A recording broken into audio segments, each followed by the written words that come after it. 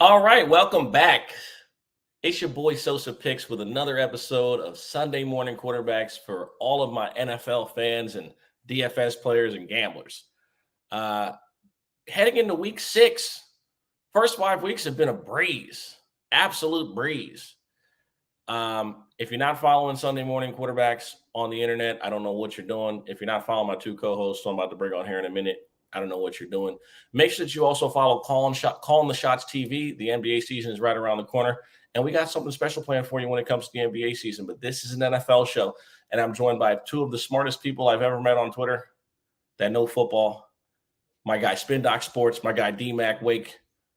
What it do? What it do? Good morning, my friends. We are here, week 6. Officially, to me, 1/4 of the way. 17 games is an odd number.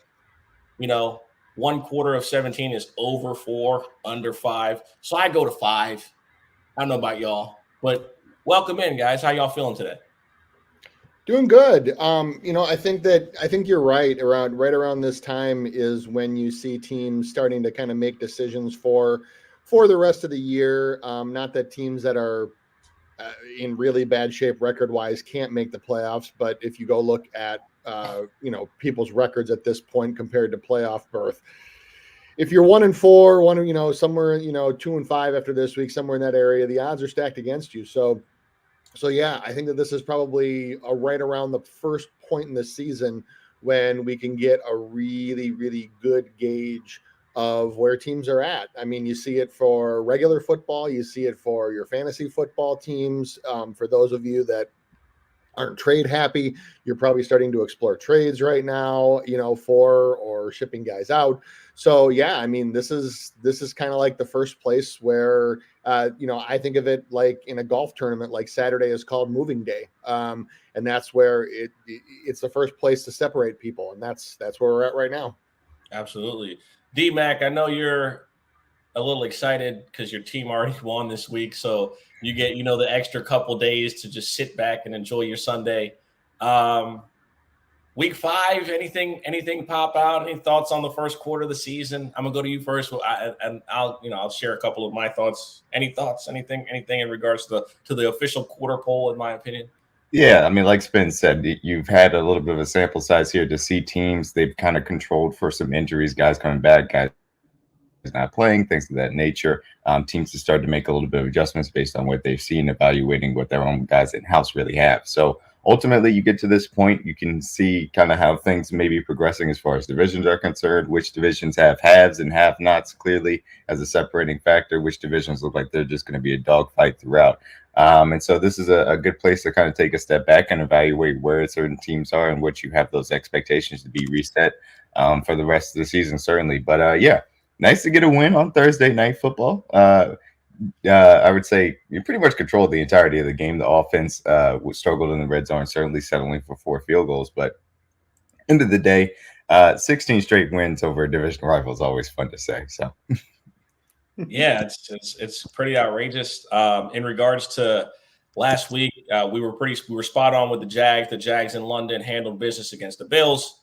The Colts losing to the Titans, or the Colts beating the Titans by a touchdown, losing Anthony Richardson to IR with a shoulder injury. Unfortunate, because he looks like he could be something. We've seen glimpses of spectacular play from him. The Patriots continue to underwhelm. The defense just getting smacked around, ravaged by injuries. Mac Jones still wears a helmet under his helmet, and they have no explosive players whatsoever. So in regards to the Patriots, Caleb Williams on 3, Drake May on 3. Knowing y'all, Michael Penix on 3. Every one of them is out. No, Quinn Ewers on 3. Right, one of them guys who is not May, or they'll do some dumb shit. Mm-hmm. But that the Eagles obviously going on the road to LA, handling business against the Rams. Late field goal sealed it for the Eagles, who controlled the game pretty much for the entirety of the game. We told you guys that the under in the Chiefs and Vikings game was the play. Well, I made sure I clarified that, and it went under by a touchdown. So that felt good, or by 5 points, sorry. And then, I tried to be modest in regards to the 49ers against the Cowboys. I simply said that I called it exactly how it would be, by the way, Spin. You told me we're going to be high scoring. I said we're going to get you at least 35. We got we got you 42. And we got you to over exactly how we took care of the over for you, like I anticipated. I kind of seen it. 49ers offense is rolling. Defense is wow. I don't want to get overly excited, or I'm trying. This is a 17-week thing, and I'm trying to maintain it and just reel it in after every week because I don't want to be that guy. You know what I mean? I just don't want to be that guy. Obviously, we saw the Bengals get back right last week. Jamar Chase continues to look like the generational talent that we know that he is. And on Monday night, the Raiders beat the Packers. Jordan loved his ass. Anybody disagree? No. Okay. Not right now. Not right now. I like how not right now. No, right now he's easy. That's right now. Can't say that otherwise. But on to this week, we got a pretty sweet slate of trash ass games. The schedule is woof. And obviously a lot of it is because of injuries. I mean, I think the Eagles-Jets game, we'd be talking about it if Aaron Rodgers was healthy. The outcome for their season would be much different. I mean, or so we believe, right? But yeah, we're going to get straight into the first matchup, the London game. We got another 9:30 a.m. start. Or is this game being played in Germany? Did I fuck that up? Is this game being played in Germany or England? This is the Germany first game. This is Germany, yeah. Oh, no, my bad. Ravens Titans. No, this is last London game. This is the last London game. I did not fuck it up. Look at that. That's pretty good. I knew what was going on. So yeah, we got a game in London, 9:30 a.m. Man, the people just waking up, having their coffee. Some of them not even alert yet off of the hangover. We got a 4.5 point spread for the Ravens. Obviously, it's a neutral site game, so only so much we can talk about in regards to that, in regards to home and away. The Ravens did get there earlier, though. I believe that the Ravens got there on like Tuesday. Yep. So as far as like if we're talking about having a travel advantage and understanding the landscape of jet lag or whatever, I think that the Ravens might have that slight advantage. Nonetheless, interesting matchup. My favorite play in the game is Ryan Tannehill to throw an interception. At -125, I think this would be like -170. He doesn't play in Tennessee. He gives the ball to the other team a lot. No matter who he is, or if it's in London, if it's in Cleveland, if it's in LA, if it's in Minnesota, if it's in Atlanta, he's just going to give the ball to the other team. My favorite play is for him to throw an interception. I have a couple VIP looks in this one because I love this game for some reason. There's so many storylines given their history in the playoffs over Lamar Jackson's career, because they're like the team that like beat the shit out of him, and then he beat them to like kind of like flip the narrative. After they stopped on the logo and everything, they've got some history between these two. Correct. Teams. So it's a little bit more than people think. At 41.5, I'm torn between, are these guys going to try to give London a made for television product? And then there's so much motivation behind the Ravens to go up against a bad secondary after, dropping the ball on every other play last week. So I go to spin first. Your thoughts on this one? And he looks you like, but again, Ryan Tannehill to throw a pick. By the time you eat breakfast, should be cashing that out. Yeah, you might cash that on the first drive. This is a Ravens spot all the way for me if you gave me a free bet. What I don't like, I've said this the last 2 weeks on here, is I'm not a big fan of those no man's land spreads, meaning where it's a little bit more than a field goal, but not quite a touchdown yet. It's just in that nebulous area. Open at 5.5, now down to 4.5 for public action. You do have 45% of the money on the Titans, but 62%, the bets, but 62% of the money are on the Titans. It does look like the public does support Tennessee here. That makes me want to take Baltimore even more. For nationally televised games, this would be just my general advice for gambling, is that if you want to have money on it and you're ever in doubt, just fade the public. That's all you got to do. So for fantasy purposes, look, you're starting the same guys you normally would. You're starting Lamar Jackson, of course. I think if you have Zay Flowers, You can start him in a flex spot. You can start him he's a fringe wide receiver 3, I think, especially against this secondary. Mark Andrews is obviously starting. Look, let's talk about Derrick Henry. So if you have Henry, you probably paid a premium price for him. So he's probably in that territory where you have to start him. But let's look at numbers. He's only played on 60% or more of the offensive snaps twice in 2023. Tyjae Spears is seeing more and more involvement in the passing game. The team has been down a few times, so they've had to use him. So, I'm not ready to write Derrick Henry off as being like washed up or done from a fantasy perspective, but he has not played like the elite back that people are accustomed to.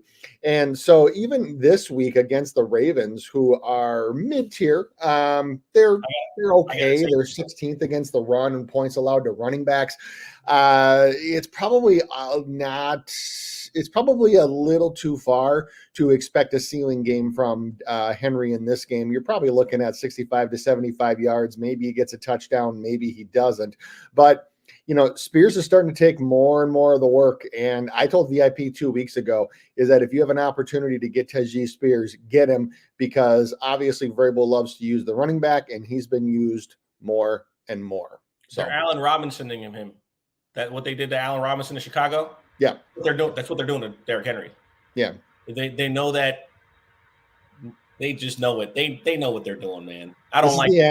This is if you enjoy seeing Derrick Henry in a Titans jersey, enjoy looking now, because this is probably the end. It's the forced fall off that I don't like. He does He does not look like he's not explosive or none of that. No, not at all. It just simply looks like this is a guy who we're paying a lot of money, whether it's a load management thing, because I think they also believe that they can be competitive in their division to some extent. I think they still believe that. So like maybe it's like we don't want to overwork them early. I don't know what it is, but it's, to me right now, it's looking like, the forced dip in production because they just aren't playing them in the game. Yeah. I don't like it. D-Mac. Yeah, look, as far as this game is concerned, I do think the Ravens should take it home. They're flying out, or they flew out on Monday. They've been there the entire week. I believe the Titans got in on Friday. So it's a little bit of a short turnaround. Usually you like to either get in quick or you like to get in early and have that adjustment time. So I think that'll have a significant advantage, similar to how we knew the Jaguars are going to have a significant advantage being in London for that extra week last week against the Bills, who were trying to come in, off a short week. So the reality of the situation is Ravens should win this game. The Titans are in an interesting spot here. They're, at 500 is the quarter pole of the season. Which way are you going to go? Like you guys have said, Tyjae Spears has come in, had a significant chunk of the snaps, taking away from Derrick Henry and what he's brought to the table. But Tyjae has also played very well. You got to give him credit. He's a young, explosive back, and you understand why they want to get him touches. It's just come at the expense of a little bit of Derrick Henry, who's had his efficiency kind of decline over the last few seasons. Still a good back, no doubt about it. But you understand why they are splitting work from that standpoint. And it's the reason why they went up and got Spears. Ultimately, it's going to be interesting to see, because Vrabel is not a guy that's going to want to go down the tanking or quote-unquote losing path. He is going to push his team to continue to move forward no matter what. And they have a roster that could continue to compete in that South. Like, they're going to give teams problems because their defensive line is very good, because they have the ability with the 1-2 punch of Spears and Henry to get after you in the ground game. So it's going to be fascinating to see. DeAndre Hopkins had a very good week last week, really showed out a little, and he was able to actually get somewhat good targets from Ryan Tannehill, which, is not always an easy thing to get, but shout out to DeAndre Hopkins for that. Ultimately, I think the Ravens do win this game. Have a little bit of bounce back there from a disappointing loss on the road against the Steelers, who, the Steelers are still somehow over 500 because Mike Tomlin is just going to drag that team to being over 500 come hell or high water. It makes no sense, but yeah, man, it's insane. I don't know how he keeps doing it. It's like the Jesse Pinkman. He can't keep getting away. He can't keep away. No, he can't. I don't understand how he does it. It defies all logic. But to your point, Tyjae Spears, if you have the ability, if you're one, because obviously this is a fantasy thing. If you're one of those teams that's 4-1, 5-0, even 3-2, and you're in a good position at this point, you have an extra bench spot, and Tyjae Spears for whatever reason is out there, or if you're exploring trades and a team just has Tyjae Spears chilling on his bench, and you can try and get him as a throw-in piece in a deal, get him because he is probably the most valuable handcuff running back as of right now. And he's only going to continue to get solid work. And you could throw him in there as we get into more bye weeks, especially next week, who has a bunch of teams on bye. You're going to need as many deep depth options as you can get. Absolutely. Love it. Spin, anything else in regards to this before we get on to the best team in football versus a team from Cleveland? No, not for this one. We're good.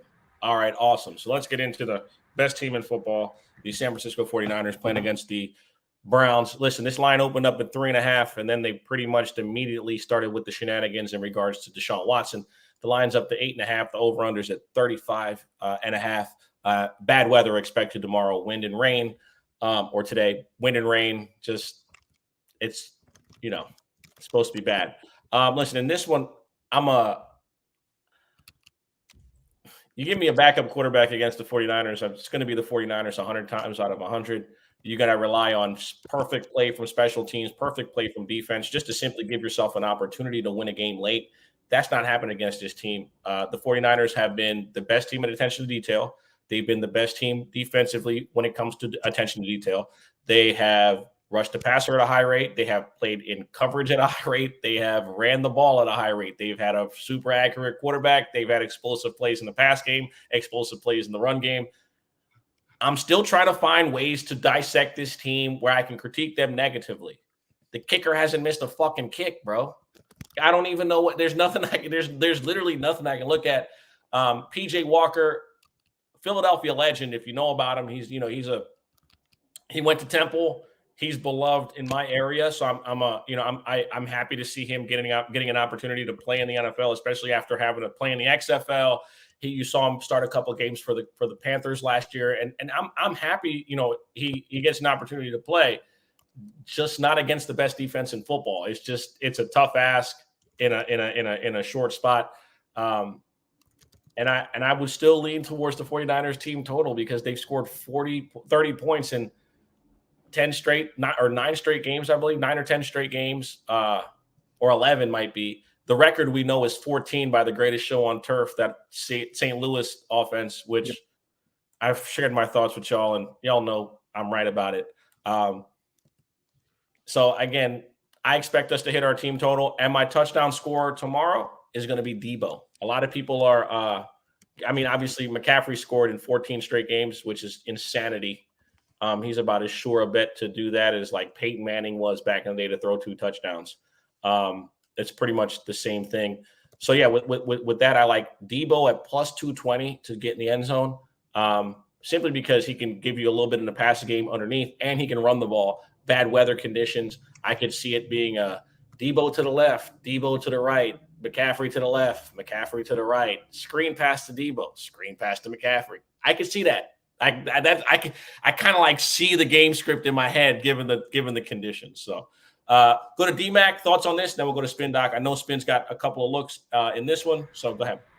Yeah, so look, this is one of those games where the team, because they're not having their quarterback, is not good enough to win it, in my opinion. Obviously, we fully expect the 49ers to handle business here. But this is going to be an interesting matchup from the standpoint. You have the 49ers who, like you said, obviously, offense rolling.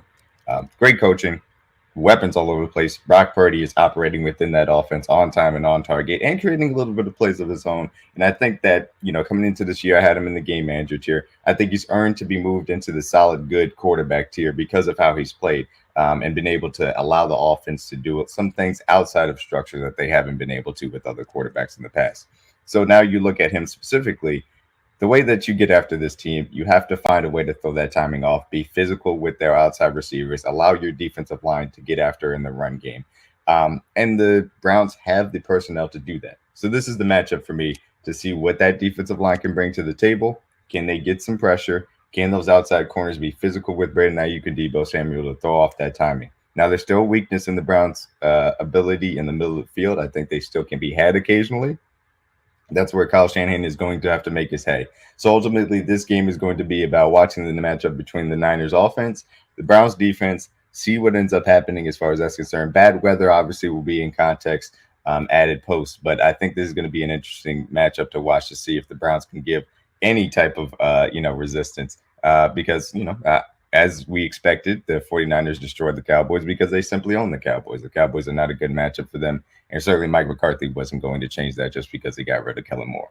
So it'll be interesting to see that offense versus the Browns defense and what the Browns defense can bring to the table this week.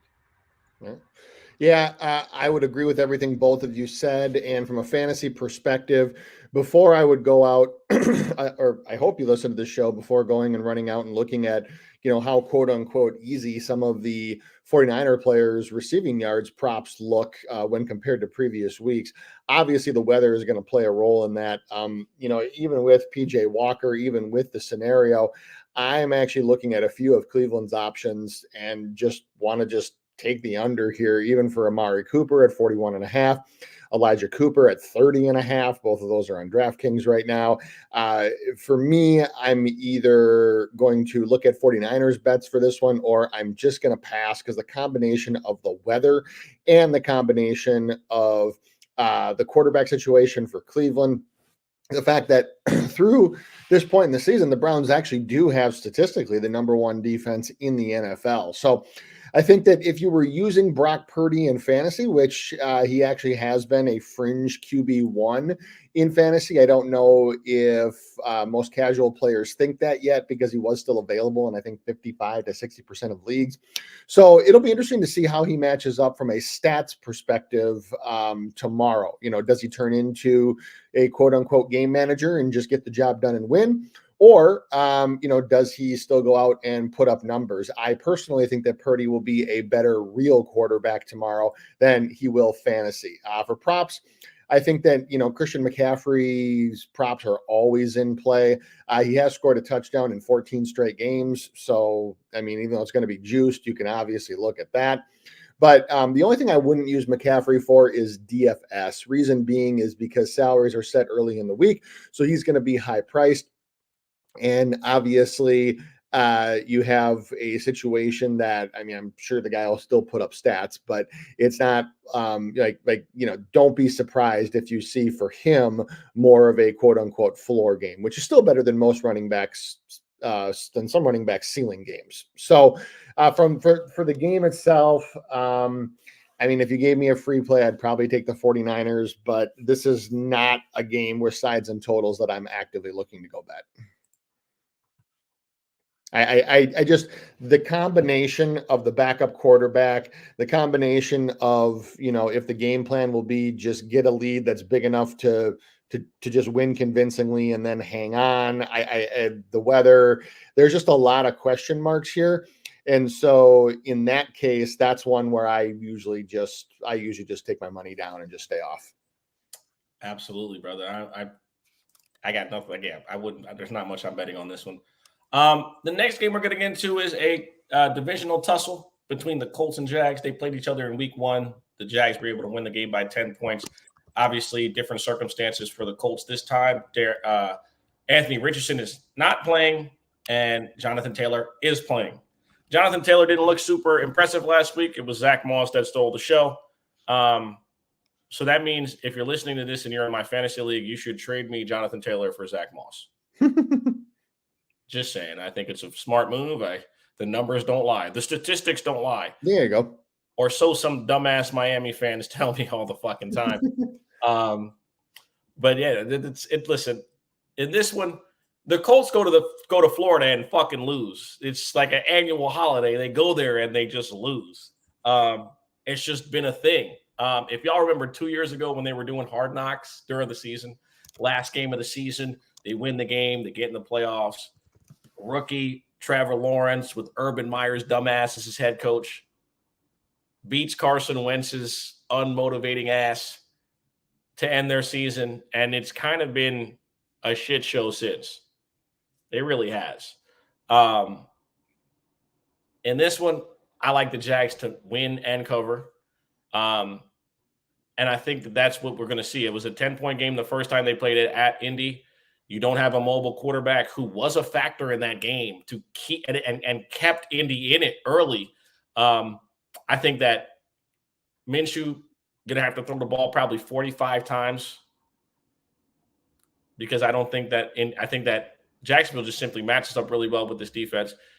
And also, let's be honest, if Tank Bigsby doesn't fumble twice, or if they don't lose 2 fumbles in that game, they probably beat the shit out of Indianapolis. The turnovers were the mitigating factor in how that game turned out, as far as not it being a little closer. I was a 10-point game, so we had them to cover first week. They're going to cover again. And I also believe that Jonathan Taylor scores. I like Jonathan Taylor to score a touchdown tomorrow. If I'm going to get Jonathan Taylor at plus 150 to score a touchdown, I'm going to bet it every time and live with the circumstances and consequences. It's Jonathan Taylor, guys. This guy was at minus 240 at one point to score a touchdown last year. So if I'm going to get him at plus 150, you best believe I'm putting some money on it. And you should too. It's Jonathan fucking Taylor, brother. Spin, thoughts on this one?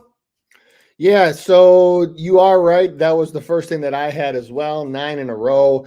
The last time that I believe that the Colts won in Florida, in Jacksonville, is September 21st of 2014. So it has been a long time. And a lot of those wins have been, or a lot of those losses have been bad. So for this one, this spread is a lot like the first game that we talked about. It's just in that no man's land. Couldn't get it to a touchdown. Action came in on the Colts. In fact, a lot of action came in on the Colts. 70% of the bets, 91% of the money so far. Lines moved down to the 4.5, which is just the number that I just hate. I have to be perfectly honest. I actually like the Colts at the 6.5. I like the Jags at 4.5. It's just in that no man's land. So I'm probably just going to pass. For a fantasy perspective, I think that you can start all the guys that you normally would. Travis Etienne is almost impossible to bench at this point, so you have to roll with him. Trevor Lawrence, I think that you can certainly start him. Although the one thing to consider is if you're comparing his last game against Indy to what he might put up this game, keep in mind that was his top fantasy score of the year and the only game this season which he's thrown more than one touchdown pass. So it depends on if you expect him to get any touchdown regression or not. But if you have Trevor Lawrence, you probably need to start him anyway. Calvin Ridley, you're starting, so on and so forth. And also, if you have Evan Engram at tight end, Colts ranked 21st against guarding tight ends. There's nothing to be afraid of there. So I think that you can give that a start there. I don't mind the Jonathan Taylor touchdown prop. What I would caution you against is Jonathan Taylor yardage. Here's why. The Jags do rank numero uno, number 1 in least points allowed to running backs. You do have Zach Moss that is emerging, and you have a tough matchup, and you have in a place that they just have not been good. So for me personally, I'm not necessarily looking to play the under just because it's set so low, like around like in the 40s. So that's really low for Jonathan Taylor, but it's probably one from a yardage or carries perspective until this backfield is more situated, because it's only their second game playing together. I probably just want to leave that one alone. Yeah, this was going to be interesting to me. Like you talked about the history in the Colts and Jaguars. Colts have a difficult time going to Jacksonville and getting the job done. I think Jacksonville had a little bit of a get-right game-ish from the standpoint of good opponent, confidence builder, able to win a tight game in London. With that advantage. Obviously, they were coming back from London, so that needs to be taken into account. I think that's why that ultimately this won't be any type of blowout. This will be a very close game. I do think Jacksonville has the edge. The thing that concerns me, well, not concerns me, but the thing that I'm watching from the Colts aspect of it, obviously we have about a month here without Anthony Richardson, unfortunately, as him going on IR. I want to see where the target's going to go. When Minshew was in earlier in week 2 and week 3, Pittman had a bunch of targets. I think it was over double digits both games. Josh Downs in the second game had a fairly high amount as well. I'll be interested to see if, as Downs' progression goes back, if he actually gets a larger target share with Gardner Minshew, or if it's mostly just Pittman all by himself. That's more of a fantasy thing that I'll always track. Simply put, I think the Jaguars continue to move forward. I want to see their defense pick it up just a little bit. I thought that you saw good physicality for them against Buffalo. I want to see that translate over into the States here. But yeah, I think Jaguars win a close game only because it is divisional and they're coming back from London. So I think it does end up staying within that 4.5, but I wouldn't bet it because I don't like that line. So. Yeah, those are just my Those are just always my least favorite lines to bet is the 4.5 to 5, 4.5 to 6, even 6.5, sure, with the hook. Those are just my least favorite lines to bet in all of football, and usually they're the toughest ones to hit, especially in division games. Absolutely. Like I said, divisional matchup. Like you said, the travel, people forget, week to week.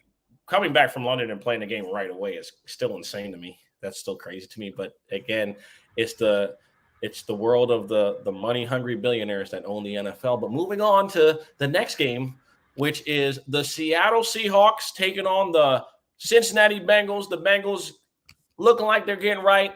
Joe Burrow looks to be getting healthy, or so he says. He looked much better as far as from a mobile standpoint last week. And, Jamar Chase, ever since he said he's always open, he looks like he's always fucking open.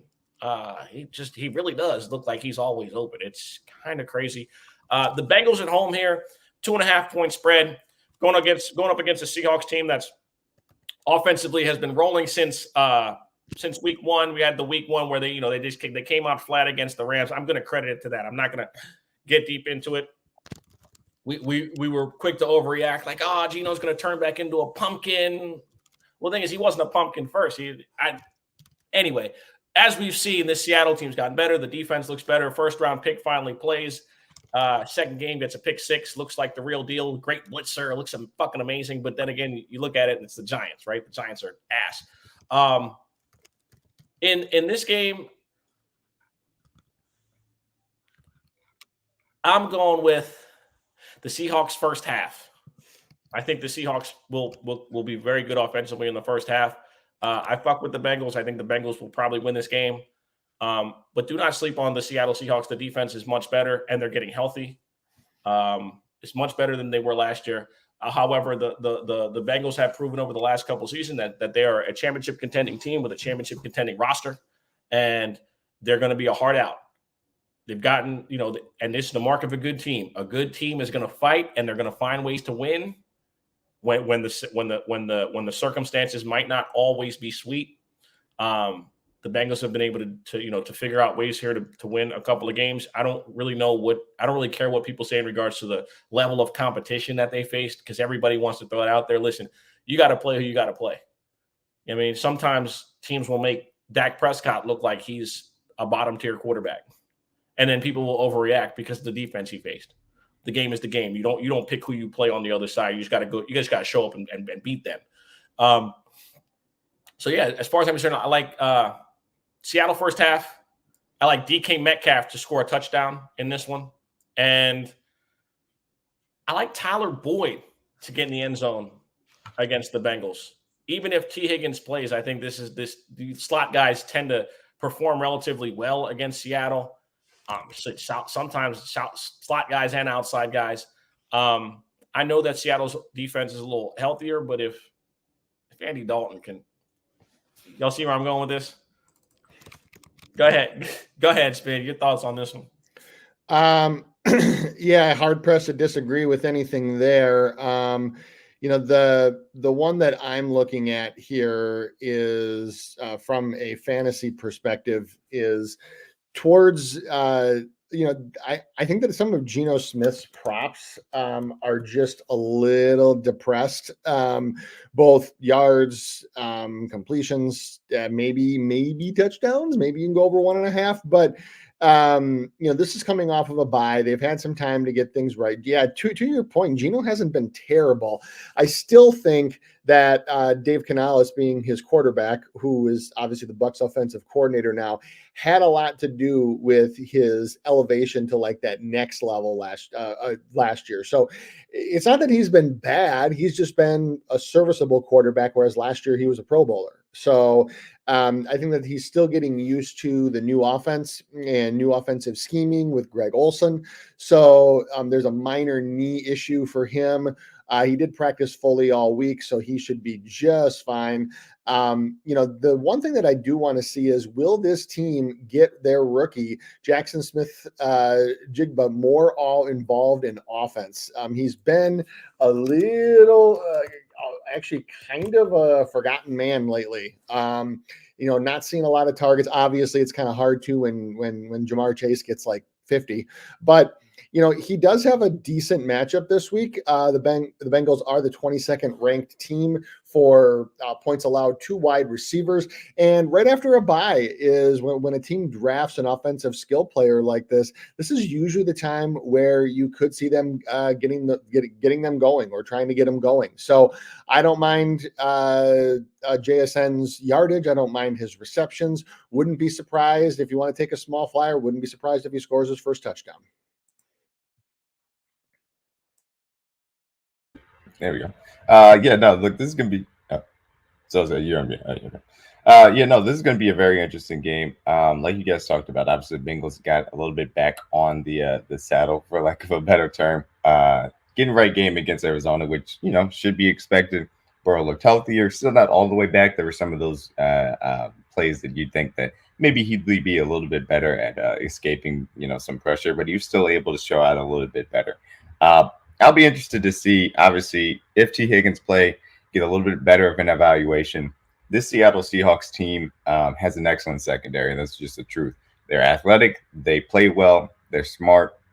They understand what they need to do, and they can be physical, especially with their outside guys. Ultimately, that's going to be an issue if Zach Taylor just leaves Jamar Chase and T. Higgins on the outside and doesn't get creative in their usage. You saw versus Arizona, they started to move Jamar Chase a little bit inside to some slot snaps, try and give him a little bit of a different kind of aspect of looking at the secondary, keeping him a little bit cleaner off the line, and that gave them some advantageous matchups. Seattle's not going to make it that easy, but still, they are going to have to do those sorts of things to make sure that the timing of the offense is not thrown off, because the offensive line is still struggling, and that needs to change. It may not change, but they need to get better as far as that's concerned. Otherwise, when teams have the secondary to match up with their offensive talent, which, to be fair, not many do, but when they do, it's going to be a struggle for them because Joe Burrow is going to have to hold the ball for an extra tick, and that's going to invite some pressure. From the Seattle offensive side, it's going to be very interesting. You mentioned JSN, obviously first-round pick. They're out of 11 personnel this season. They've actually had a negative EPA per play. Last year, they were very much in the positive, and that was one that they used. I think it was over half their time on the field. Jackson Smith-Njigba is the guy that's going to unlock that 11 personnel for them in the slot, allowing DK and Lockett to be outside. Can they get to better concepts and allow that personnel for them to work even better? I think that presents opportunities versus this Bengals secondary that is still young, still developing. I think that they will get better over the course of the season, but I think they still certainly can be had versus this wide receiver core. I want to see, like you said, coming out of bye, this is where teams reevaluate, they adjust things, they get to better concepts that they feel confident in. Can they get JSN more involved and allow him to make a bigger impact, especially in that 11 personnel that they've kind of struggled with to start this season? So those are my two things that I'm watching from each side of the ball. Physicality from the DBs from Seattle. Does that throw off the timing of Cincinnati's offense that's continuing to try and get better? Seattle, 11 personnel. Can they unlock JSN and allow him to eat as well? Yeah, just one more thing about JSN. Targets by week have been, if you look at the targets by week, it doesn't look that horrible, 5.636. But if you look at his overall ADOT, which is average depth of target, if you look at the number of yards per route run, hasn't topped 34 yards in a game this season. And that was even in the first, even the 34 yards he had was in that shootout against Detroit. And he had 34 yards on 5 catches. So average yards per catch of only 6.8. He had an average yards per catch last week of 1.67. So, I think coming out of the bye, DMAC said it perfectly. Like, you have to decide, like, is this a kid you want to get involved, or you want to just keep going with what you have? He hasn't played more than 60% of the offensive snaps. So I think if he can get a 60% snap rate or even close to that, I think that his yardage and receptions props can both work. Yeah, listen, I'm going to just say one more thing. They haven't been using him correctly. That's the biggest issue with JSN. Like, you trying to use him behind the line of scrimmage for smoke screens and in places that's fucking dumb.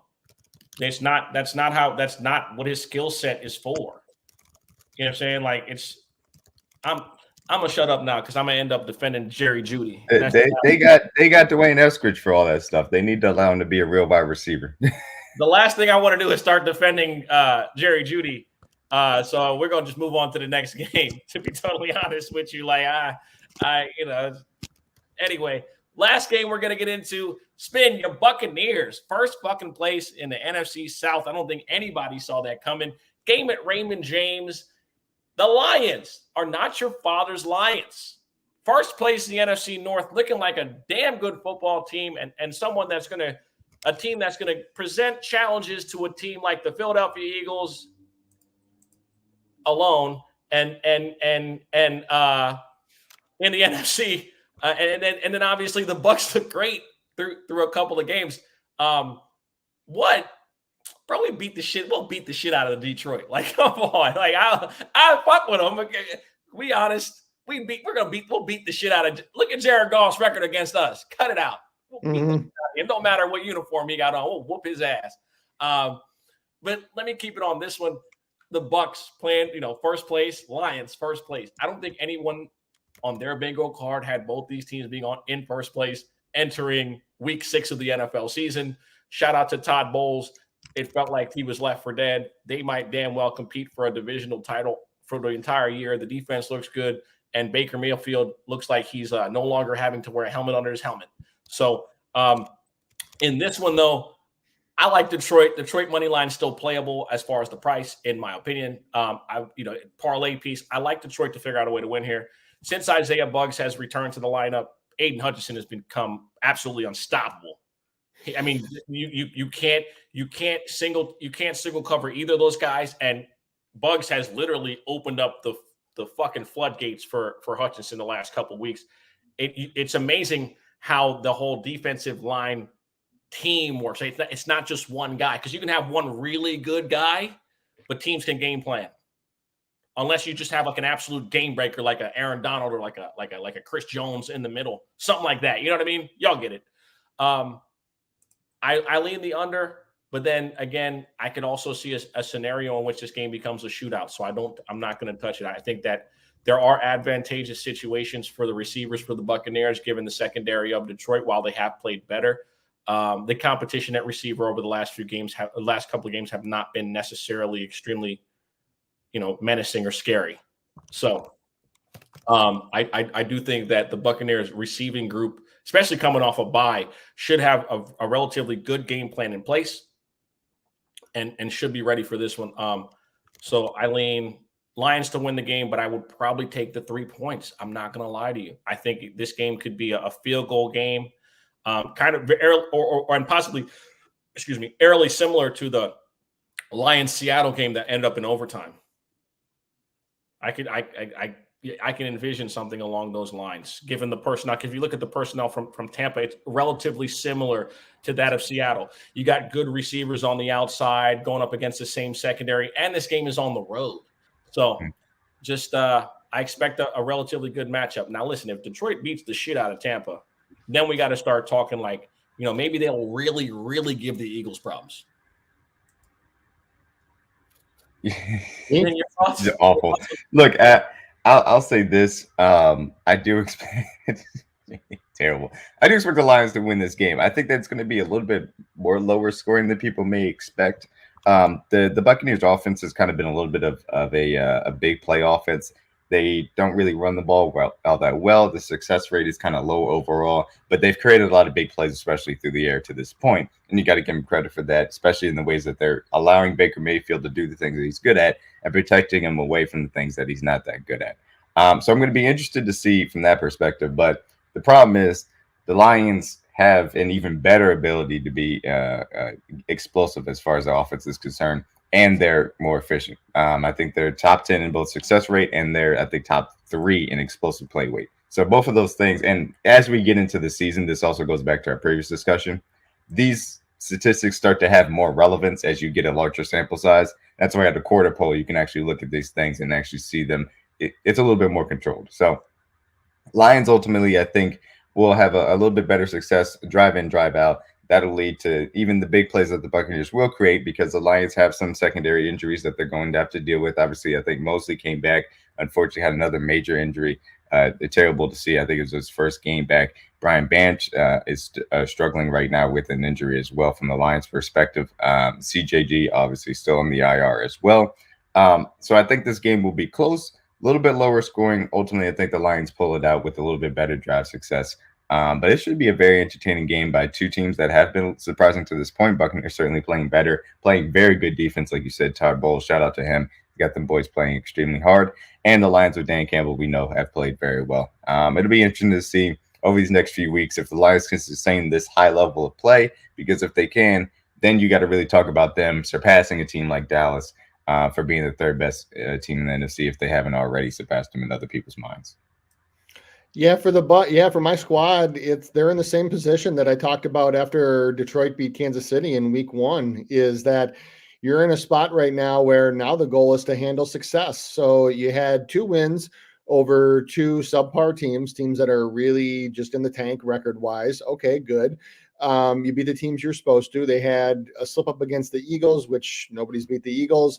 So that went about as you would expect. And then they came down and just thrashed New Orleans in a game that New Orleans was never in. And that was the unexpected one. We usually play them tough down in the Bayou, but not to the point where it's like a 2-possession game pretty much from the jump. And so, after the bye, now that teams are starting to get a closer look at Canales' offense and what they're going to do and what schemes we're going to run and how we're going to utilize Baker. I talked a couple times on this very show about one of the reasons why I think that Baker is performing so well is that he has a quarterbacks coach that understands his strengths and his faults and runs and schemes his offense to exploit the strengths and to cover up the faults. And if Baker continues to play within himself, because the only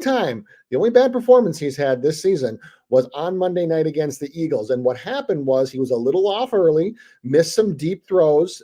He missed Evans for sure. And he missed a couple other deep ones, got rattled, and then did the, we all joke about it as Baker being Baker doing Baker things, where he tried to do too much and tried to go and be Superman and win the game. He's not good enough to win games. He is good enough to manage them so our defense can take over and we can win low scoring affairs. So that's what we're going to have to do. When you go back to Todd Bowles' coaching career, even back when he was with the Jets, most every game following a bye week, his team has actually all but one. His teams have allowed 23 or less points. So I'm going to take a shot on the under here. I think that with his aggressiveness, with his overall ability to scheme, I think that they can hold the Lions in check. I didn't say stop because the Lions offense is pretty damn explosive. And, I'm on Ross St. Brown. I think from a fantasy perspective, you have to use him. Yes, he was injured last week. He practiced all week. He's not even on the injury report. He's very safe to use. Mike Evans was back at practice. He's going to be a full go. I think that you can use him as a wide receiver, and I would try not to use him as a wide receiver too, just because of the injury. But if your league goes 3 wide receivers or you have a flex spot, I think you can use Evans in that. I think that Godwin is startable at flex. I mean, look, you're starting all the same guys you're normally starting with. Jahmyr Gibbs out. David Montgomery is obviously a must start. And, the one that, I told VIP about this kid over the summer, Sam Laporta, 47 straight yards and 4 straight matchups. He was limited this week with a calf injury. He'll be fine. He'll play. The Bucs do rank 5th in yards allowed to tight ends, but if you have Laporta in a league, have to start him. You have to start him. He's a tight end bet just as much as any other tight end this week. And actually, I even think that after Kelsey, Hawkinson, Andrews, Kittle, I think that that's probably right around where he ranks from a tight end value perspective for this year. They're really using him very well. And at a position where it's scarce, if you don't have Laporta, good luck. You can try to get him, but if you have him, hang on to him, resist offers, put him in a starting lineup, and know that you have a very, very difficult position filled with somebody who you probably got in like the 9th or 10th round. Also, just remember that 3 tight ends from Iowa are rated in the top 5 right now in the NFL. Yep. 3 of them. Yep. They don't call them tight end university for no reason. Nope. Kittle, How did you? Hawkinson, Laporta, all 3 of them. Yep. And then one last thing for the game itself, I'm with you, Sosa, in that I see this as a 1-point game. I'm not going to go out and just say that like we're going to win. I've told you a couple times here that I'm not going to tout us as contenders. I'm not going to say the bottom's going to fall out. I'm just going to go like this, and as a fan, I'm going to enjoy the ride as long as it lasts, because I don't know if the bottom drops out today, tomorrow, next week, or not at all. So I'm just going to enjoy it as long as I can. But for me, for this week, for this one, I think I like all Sam Laporta props. I like the under. I like both team totals. I like Detroit's team total under for sure.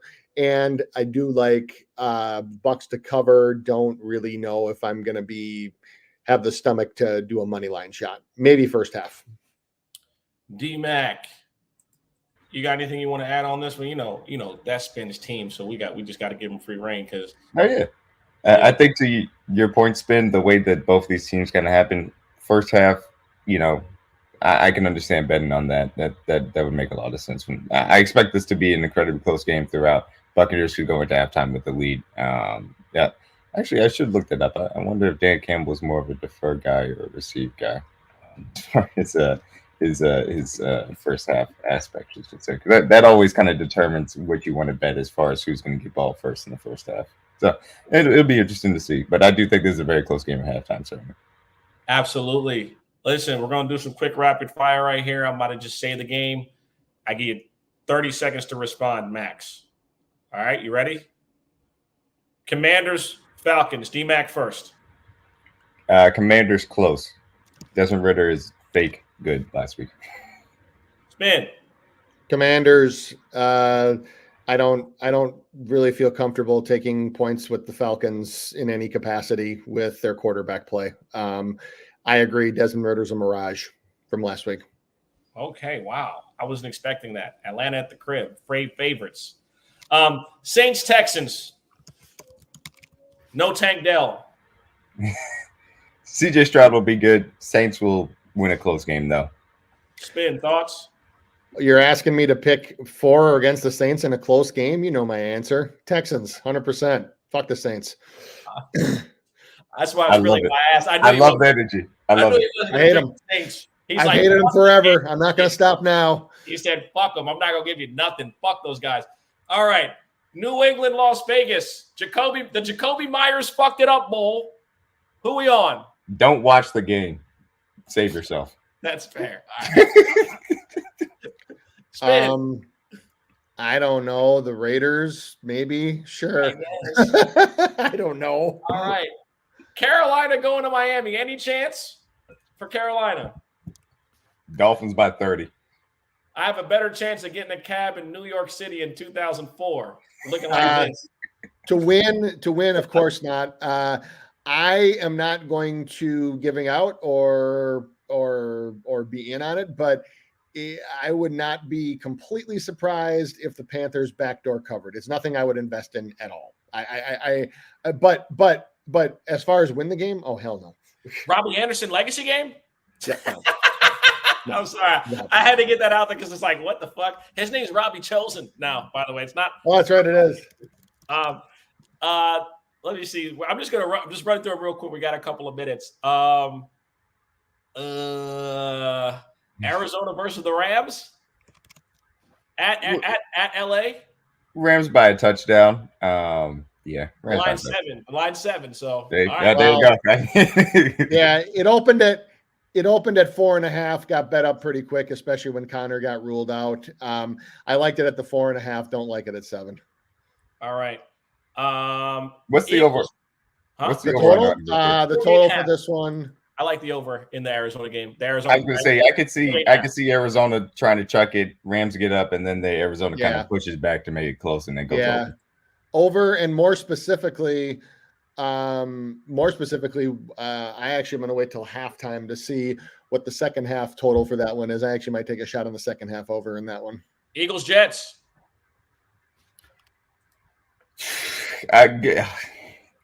It's just defense going to stand up and make this a close game. It's pretty simple. Eagles, they'll feel like they're starting to roll as far as offense is concerned. So we'll see what the just defense is made out of. Eagles by 20 plus. You're very familiar with MetLife, let me tell you. I can see it. The Fighting Tyrod Taylors, an African-American, will be starting at quarterback today for the New York Giants against the Buffalo Bills. I, for one, am just excited because the last time we saw this happen was Geno Smith, and then the coach and everybody got fired the very next day. Although I don't think that's going to happen, do the Giants have any chances of covering 15.5 against the Buffalo Bills? I can see a backdoor cover, but it won't be competitive. No Saquon, no Daniel Jones. Bills by 40. Saquon's ruled out. Is he out for sure? Y'all think he's coming back? Y'all believe in his mouth? He just seen Jonathan Taylor get 14 M's a year, brother. That's fair. He's not fucking coming back until that ink is dry, or I'm talking like mid-off season healthy, not healthy to start the year. Not I'm nicked up. I can play. Yeah, I suppose you're right. If I'm not sprinting at full speed with zero pain, with shoes off, I'm not touching the fucking field. He's out of your mind. No fucking way. Yeah, that's fair. Yeah. Oh, you don't want to give me a guaranteed deal? You didn't want to sign me to anything? And the thing is that every week he doesn't play for this team, they look even fucking dumber for not paying him. That's the best part about it. I just want him to get healthy because we were saying it the whole offseason. Nothing makes me feel better than knowing Daniel Jones fucking stinks. He's does. Completely fucking useless without Saquon Barkley. And there are people on the internet that were arguing for this bum-ass garbage quarterback to be argued as top 10. I had a guy come on a space the other day talking about he ran a 4.4 in a game. I'm like, shut the fuck up, man. Like, he's like, well, if you look at the game speed, man, according to next gen stats, he hit like the shut the fuck up forever. Daniel Jones sucks. He is the same. He is Zach Wilson with quicker feet. He fucking sucks. He's garbage. And the quicker Giants fans realize that, the better. Because maybe you have $160 million. Worst contract in sports. I thought Patrick Corbin and Strasburg were bad. Motherfucker stinks. Holy shit. Monday night game is going to be or Sunday night game, I think, is Dallas Chargers. No. Sunday night is Giants, Bills, and then Monday night is. Just what we want to see the Giants in prime time again. Just what we want to see. NFL was like, "Oh, the Giants are good." No, they're not. They're not. Right. No, they're not. They're not. I promise. No, they're not. They're not. And so we won't get into the Monday night game, but yeah, we rapid fire there. If anybody is listening, anybody that's listening, because I know people are listening, you wouldn't stop listening you would stop listening if we weren't making you money. If you've watched back this show every week, we have won you money every week. We have not had a bad week at all. Not one week have we been bad. None. And the thing is, like we track this shit. Like if I was bad, I'd be like, yo, I was bad. I wasn't. I've been great. Spin has been great. DMAC's been great. It's why we make the show. Again, make sure you guys are following my guy Spin Doc Sports at Spin Doc Sports. My boy DMAC Wake 316. You see the name. We'll be back next week.